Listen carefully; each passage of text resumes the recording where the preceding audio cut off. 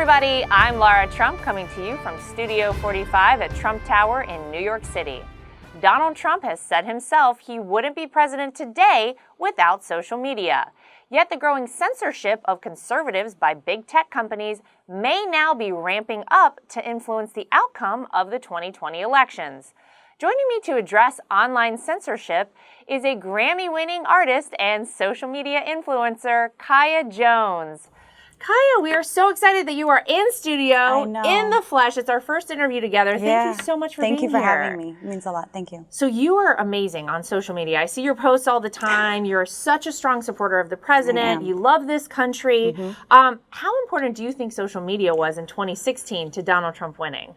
It was imperative for him winning because he used it the way, you know, FDR used the radio or JFK used television. He changed the dynamic, which is why he's such a millennial president, you know?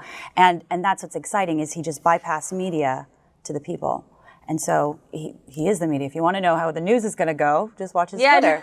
Watch the Twitter, and then you'll know. So, Kaya, the president has formally announced that he will be running in 2020. The campaign is in full swing. Good. In 2016, when did you realize that you wanted to get on board with Donald Trump? When did you start paying closer attention to him as a candidate? When he announced he was running, I knew he was going to win. Really? I knew he was going to win. Whether I was going to vote for him or not, I hadn't decided at that point because I wanted to hear what he had. Within 2 months of the discussion and the debates and what he was saying, I was like, I'm in.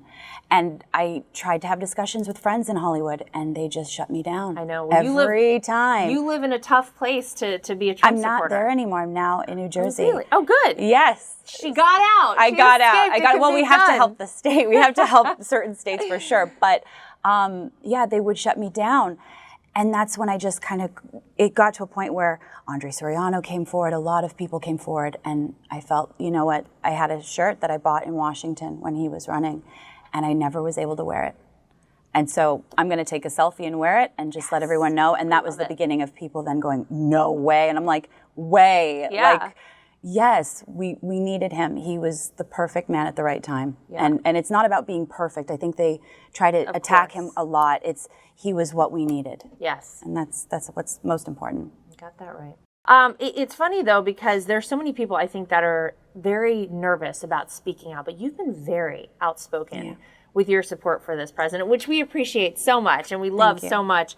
You're outspoken about individual liberties for people. Yes. Are you concerned, though, ever about being banned from social media? Are you worried about the backlash? No, because, you know, we'll work around it. I mean, the point is that it's freedom of speech. Everybody's freedom of speech. Whether I agree or disagree, it doesn't matter. So this is a people's issue. And that's the concerning factor is that, well, I mean, but look what they're doing to the president. Right. So if they're attacking the commander-in-chief of the country, who are the rest of the laymen of America, kind of are just, you know, which is why it's so serious. Right. But I'm shadow banned every day. Are you? I'm shadow banned all the time. Really? Yeah, and you'll notice it when you get 20 million views on a video that asks a question, and then only 1,000 on something else, and you're just like, well, that's a very different ratio, and numbers don't lie. And we know that they love to mess with numbers, so that's case in point. Well, we've all seen it happen. I mean, it's happened to the president. It's happened to everyone in our family. It's happened to, many of our outlets here at the campaign. Every day. That's crazy. But the good news is the president understands that this is a problem, and he has actually been very outspoken about his concerns for this too. Let's take a look at what he said. We have to do something. I tell you, I have many millions of followers on Twitter, and it's different than it used to be. Things are happening. Names are taken off. People aren't getting through. You've heard the same complaints. And it seems to be if they're conservative, if they're Republicans, if they're in a certain group, there's discrimination. It's really unfair. So something's happening with those groups of folks that are running Facebook and Google and Twitter. And I do think we have to get to the bottom of it. All right, Kaya. Federal regulators are starting investigations on this. Some people say this is long overdue. It should have happened a long time ago. What do you think about the president speaking out about this and about getting some sort of an investigation into this? Well, how long has it been going on? See, this is the thing about Trump. he just started to pull on a sweater that was already frayed, and then he handed it to the American people. They're pulling now. So this is, how long has this been going on? How long has censorship been happening to people, and you really don't know what's going on? I think he's such a very personable president that makes everyone kind of feel like he's part of their family or a friend, and that's the difference. So I think it is long overdue. It should be very intriguing and interesting. Yeah, it'll be great to see what comes we about. find. For sure. I know. Yeah, so I think it's wonderful. Well, it will be interesting. As we look forward to the 2020 elections, obviously we got the Democrats out there with like 170 candidates at this point. It's crazy.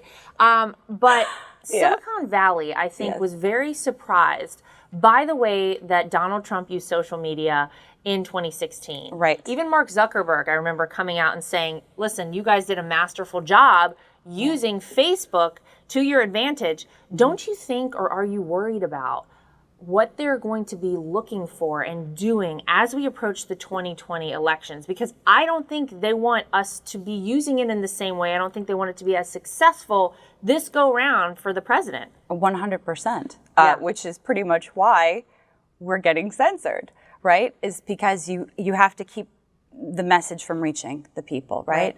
So it's really not him, though. It's the idea of what he stands for, and which is America for Americans, our flag, our anthem, there's the Constitution. It's a litany of things.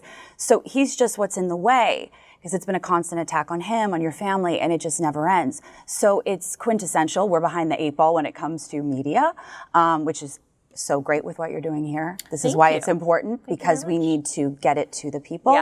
And unfortunately, sometimes media, they play the game. Yeah, well, of course they do. But it's something I think about a lot. I know how they were so shocked by what happened in 2016. And I think they're going to be looking out for it, which is all the more reason it's up to all of us out there. Everybody. To get out there, spread the news, make sure people are getting out to vote. Now, you're really passionate about things like abortion, about things like the Second Amendment.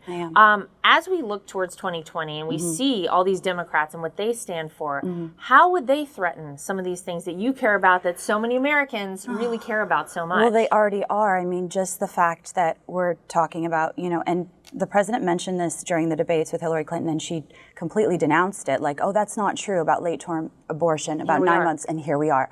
That in the state of New York, this can happen, and other states that are looking to do so, or that already have. That's concerning. I speak from places where I understand. I was on stage with John Rich an hour before the shooting, and when we were bunkered down, John was the only one with a gun, and he handed it to an FBI off-duty who was on his honeymoon to keep watch at the door.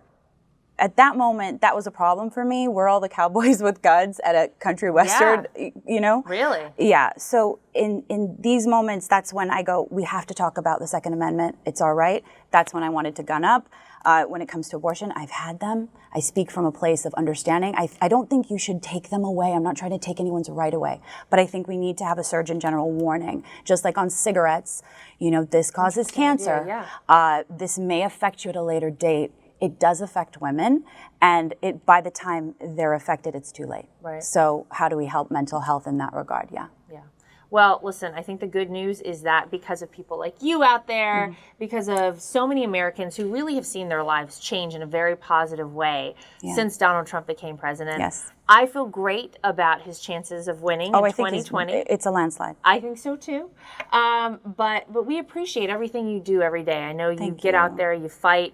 It's not always easy. No, it's not. It isn't. But you know what? That's what it's about. It's bigger than us. It is bigger than all of us. Well, Kaya, thank you so much for everything. Thank you for having me. Keep up the great work, and thanks for being here. Thank you for having me, Laura. As big tech increases the censorship of conservatives, President Trump is the champion of liberty who won't let them get away with it. That's the real news for today. I'm Laura Trump from Studio 45 at Trump Tower in New York City. Thanks for joining us, everybody.